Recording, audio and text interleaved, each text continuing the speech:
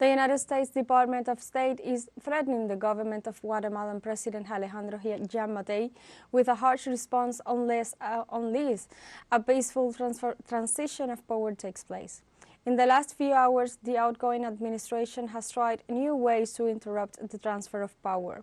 They claim that the Attorney General's office and other state organizations, which they accuse of being taken over by the current government, have announced proceedings that led them to suspect new attempts at sabotage.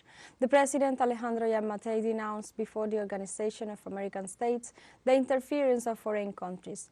On the same day, in an interview to a national media, the President-elect reaffirmed that the transition is still at risk. The White House National Security Council suspended on Thursday the supply of arms and military equipment to Ukraine due to lack of budget. The Council's spokesman, John Kirby, confirmed that the last funded military package had already been sent to Ukraine. However, the high U.S. official also noted that it was important that Congress continue to approve the allocation of money to Kyiv. Ukraine's financial assistance from the United States has decreased dramatically since the failure of its summer counter-offensive. However, a package of over $60 billion in funding for the Eastern European country remained at a standstill due to political divisions in Congress, while another of over 50 billion euros remains unapproved in the European Union.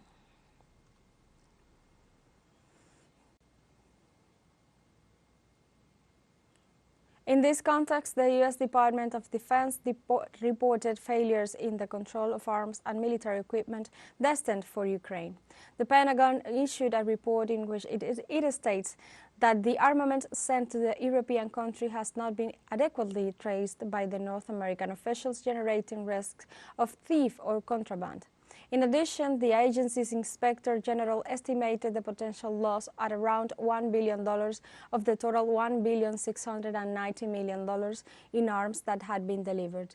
In this regard, the Biden administration gave Ukraine more authority to report on how it is securing weapons with the delivery of 10 scanners to the Kyiv forces. Pentagon and the State Department officials maintain that it is nearly impossible to account for every one of the thousands of weapons that have been shipped